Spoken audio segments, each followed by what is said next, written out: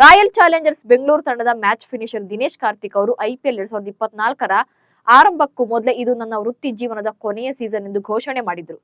ಹೀಗಾಗಿ ಈ season ಆರಂಭದಿಂದಲೂ RCB ಫ್ಯಾನ್ಸ್ಗೆ DK ಮೇಲೆ ಅದೇನೋ ವಿಶೇಷ ಗೌರವವಿತ್ತು. ಜೊತೆಗೆ ದಿನೇಶ್ ಕಾರ್ತಿಕ್ ಆಟದ ವೈಖರಿ ನೋಡಿ ಅವರಿಗೋಸ್ಕರನಾದ್ರೂ RCB ಫೈನಲ್ ತಲುಪಿ ಕಪ್ ಗೆದ್ದು ಅವರಿಗೆ ಸಾರ್ಥಕ ವಿದಾಯವನ್ನ ಹೇಳಬೇಕು ಅಂತ ಬಯಸಿದ್ರು. ಆದ್ರೆ ಅದು ಈ ಬಾರಿಯೂ ಕನಸಾಗಿ ಉಳಿತು. ರಾಜಸ್ಥಾನ ವಿರುದ್ಧದ ಸೋಲಿನ ನಂತರ RCB ತಂಡ ಕ್ರೀಡಾಂಗಣದಿಂದ ಮರಳ್ತಾ ಇದ್ದಾಗ ದಿನೇಶ್ ಕಾರ್ತಿಕ್ ಅವರು ಮುಂಚೂಣಿಯಲ್ಲಿದ್ರು.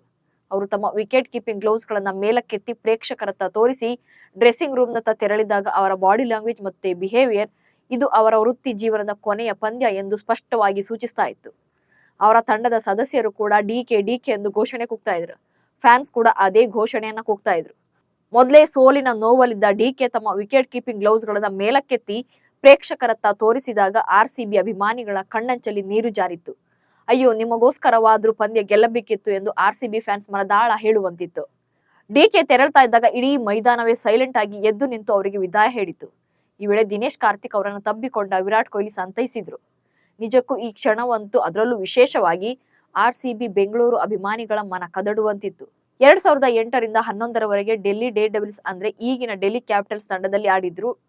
2011ರಲ್ಲಿ ಕಿಂಗ್ಸ್ 11 ಪಂಜಾಬ್ ಅಂದ್ರೆ ಈಗಿನ ಪಂಜಾಬ್ ಕಿಂಗ್ಸ್ ಪರ ಮೈದಾನಕ್ಕಿಳಿದಿದ್ರು. 2012ರಲ್ಲಿ ಮುಂಬೈ ಇಂಡಿಯನ್ಸ್, 2014ರಲ್ಲಿ ಮತ್ತೆ ಡೆಲ್ಲಿ ತಂಡವನ್ನ ಸೇರಿದ್ರು. ಇನ್ನು 2015ರಲ್ಲಿ ರಾಯಲ್ ಚಾಲೆಂಜರ್ಸ್ ಬೆಂಗಳೂರು ತಂಡದ ಪರ ಆಡಿದ DK 2016-17ರಲ್ಲಿ ಗುಜರಾತ್ ಲಯನ್ಸ್ ಅನ್ನ ಸೇರಿಕೊಂಡಿದ್ರು. 2018ರಿಂದ 21ರವರೆಗೆ KKR ನಲ್ಲಿದ್ದ ದಿನೇಶ್ ಕಾರ್ತಿಕ್ 2022ರಿಂದ 24ರವರೆಗೆ ರಾಯಲ್ ಚಾಲೆಂಜರ್ಸ್ ಬೆಂಗಳೂರು ತಂಡದ ಪರ ಕಣಕ್ಕಿಳಿದಿದ್ರು. ದಿನೇಶ್ ಕಾರ್ತಿಕ್ ಈವರೆಗೆ IPL ನಲ್ಲಿ ಒಟ್ಟು 257 ಪಂದ್ಯಗಳನ್ನಾಡಿದ್ದಾರೆ. ಈ ಸಮಯದಲ್ಲಿ ಅವರು 26.32ರ ಸರಾಸರಿಯಲ್ಲಿ 135.36 ಸ್ಟ್ರೈಕ್ ರೇಟ್ ನಲ್ಲಿ 4842 ರನ್ಗಳನ್ನ ಗಳಿಸಿದ್ದಾರೆ. ಇದರಲ್ಲಿ 22 ಅರ್ಧಶತಕಗಳು ಸೇರಿವೆ. ದಿನೇಶ್ ಕಾರ್ತಿಕ್ ಅವರ ಅತ್ಯುತ್ತಮ ಪ್ರದರ್ಶನವೆಂದರೆ ಔಟ್ ಆಗದೆ 97 ರನ್ ಗಳಿಸಿರೋದು. ಇನ್ನೊಂದು ವಿಶೇಷ ಅಂದ್ರೆ ಭಾರತೀಯ ತಂಡಕ್ಕಾಗಿ ಮೊದಲ T20 ಪಂದ್ಯವನ್ನು ಆಡಿದ ಕೆಲವು ಭಾರತೀಯ ಆಟಗಾರರಲ್ಲಿ ದಿನೇಶ್ ಕಾರ್ತಿಕ್ ಕೂಡ ಒಬ್ರು. ಈವರೆಗೆ ಅವರು ಒಟ್ಟು 17 IPL ಸೀಸನ್ಗಳಲ್ಲಿ ಒಟ್ಟು 6 ತಂಡಗಳಲ್ಲಿ ಆಡಿದ್ದಾರೆ. ಆದ್ರೆ ಅವರು RCB ತನ್ನ ಫೇವರೇಟ್ ತಂಡ ಮತ್ತೆ RCB ಫ್ಯಾನ್ಸ್ ನಿಜಕ್ಕೂ ಅತ್ಯಮೋಘ ಎಂದು ಇತ್ತೀಚೆಗೆ ಹೇಳಿಕೊಂಡಿದ್ರು. ದಿನೇಶ್ ಕಾರ್ತಿಕ್ ಅವರು ಈವರೆಗೆ IPL ನಲ್ಲಿ ಒಟ್ಟು 145 ಕ್ಯಾಚ್ ಮತ್ತೆ 37 ಸ್ಟಂಪಿಂಗ್ ಮಾಡಿದ್ದಾರೆ. ಇದಲ್ಲದೆ ಧೋನಿ ಬಳಿಕ ಅತಿ ಹೆಚ್ಚು ಪಂದ್ಯವಾಡಿದ ವಿಕೆಟ್ ಕೀಪರ್ ಎಂಬ ದಾಖಲೆ ಕೂಡ ದಿನೇಶ್ ಕಾರ್ತಿಕ್ ಹೆಸರಿನಲ್ಲಿದೆ. ಈ ಎಲ್ಲಾ ದಾಖಲೆಗಳೊಂದಿಗೆ ಇದೀಗ DK IPLಗೆ ವಿದಾಯ ಹೇಳಿದ್ದಾರೆ. ದೆಹಲಿ ತಂಡದೊಂದಿಗೆ ಆರಂಭವಾದ ದಿನೇಶ್ ಕಾರ್ತಿಕ್ ಅವರ IPL ವೃತ್ತಿ ಜೀವನ ರಾಯಲ್ ಚಾಲೆಂಜರ್ಸ್ ಬೆಂಗಳೂರು ತಂಡದೊಂದಿಗೆ ಕೊನೆಗೊಂಡಿದೆ. ಇದು RCB ಫ್ಯಾನ್ಸ್ ಗಳಿಗೆ ನಿಜಕ್ಕೂ ಭಾವುಕ ಕ್ಷಣ. ಈ ಸೀಸನ್ನ IPL ನಲ್ಲೂ ದಿನೇಶ್ ಕಾರ್ತಿಕ್ ಬೊಂಬಾಟ್ ಆಟವಾಡಿದ್ರು. ಬ್ಯಾಟ್ ಹಿಡಿದು ಗರ್ಜಿಸಿದ್ದ DK ಬಾಸ್ ಬೌಲರ್ ಗಳ ಮೇಲೆ ಸವಾರಿ ಮಾಡಿದ್ರು. ಬೌಂಡ್ರಿ ಸಿಕ್ಸರ್ ಗಳನ್ನ ಚಚ್ಚಿ ಫ್ಯಾನ್ಸ್ಗೆ ಭರ್ಜರಿ ಎಂಟರ್ಟೈನ್ಮೆಂಟ್ ನೀಡಿದ್ರು. ಒತ್ತಡದ ನಡುವೆ DKಯ ಸಾಲಿಡ್ ಆಟವನ್ನ ಕ್ರಿಕೆಟ್ ಲೋಕವೇ ಕೊಂಡಾಡಿತ್ತು. SRH ವಿರುದ್ಧ ಹೈಯೆಸ್ಟ್ ರನ್ ಚೇಸ್ ಮಾಡೋ ವೇಳೆ DK ಮಾಡಿದ ಬ್ಯಾಟಿಂಗ್ ಅಂತೂ ಅತ್ಯದ್ಭುತವಾಗಿತ್ತು. ರಾಜಸ್ಥಾನ ವಿರುದ್ಧದ ಪಂದ್ಯದ ಬಳಿಕ ಭಾವುಕರಾಗುವ ಮೂಲಕ ತಮ್ಮ ವಿದಾಯದ ಸುಳಿವನ್ನ ನೀಡಿದ್ದಾರೆ DK.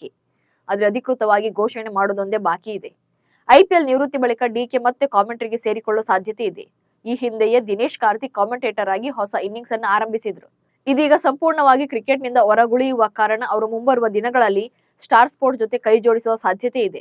ಯಾಕಂದ್ರೆ ಜೂನ್ 2ರಿಂದ T20 ವಿಶ್ವಕಪ್ ಶುರುವಾಗಲಿದ್ದು ಈ ವೇಳೆ ಅವರು ಕಾಮೆಂಟರಿ ಪ್ಯಾನೆಲ್ ನಲ್ಲಿ ಕಾಣಿಸಿಕೊಳ್ಳಬಹುದು. ಒಟ್ನಲ್ಲಿ RCB ಪಡೆಯ ಅಪ್ರತಿಮ ಹೋರಾಟಗಾರ ಅಭಿಮಾನಿಗಳ ನೆಚ್ಚಿನ DK ಬಾಸ್ ಕರಿಯರ್ ಕೂಡ ಅಂತ್ಯ ಕಂಡಿದೆ. ABD ಅಲಭ್ಯತೆಯ ಕೊರತೆ ಕಾಡದಂತೆ ತಮ್ಮ ರೋಲ್ ನ ಸ್ಪಷ್ಟವಾಗಿ ನಿಭಾಯಿಸಿದ DK ಇದೀಗ ಮೈದಾನದಿಂದ ಹೊರ ನಡೆದಿದ್ದಾರೆ. RCB ಕಪ್ ಗೆಲ್ಲದಿದ್ರೂ ದಿನೇಶ್ ಕಾರ್ತಿಕ್ ಅಭಿಮಾನಿಗಳ ಹೃದಯ ಗೆದ್ದಿದ್ದಾರೆ. ಪ್ರತಿ ಪಂದ್ಯದಲ್ಲೂ ತನ್ನ ಆಟದ ಮೂಲಕ RCB ಫ್ಯಾನ್ಸ್ ಗಳಲ್ಲಿ ಒಂದು ಭರವಸೆಯ ಕಿಚ್ಚನ್ನ ಹಚ್ಚಿದ್ರು. ಮುಂದಿನ ಸೀಸನ್ ನಲ್ಲಿ DK ಆಬ್ಸೆನ್ಸ್ RCB ಯನ್ನ ಕಾಡೋದಂತೂ ನಿಜ.